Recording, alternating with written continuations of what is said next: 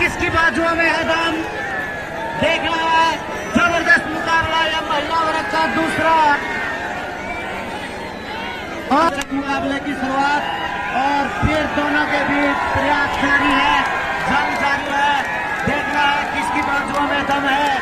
दोनों अब खिलाड़ी अपना अपना जोर आजमाइश करते हुए एक तरफ भीमा, दूसरी तरफ पाको और एक तरफ भीमला भी कम नहीं है पाको से।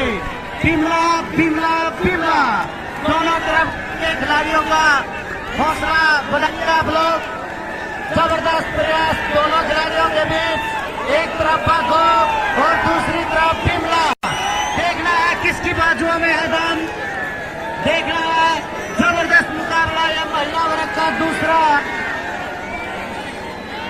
और महिलाओं का रस्साकसी का रोमांचक मैच आपके सामने।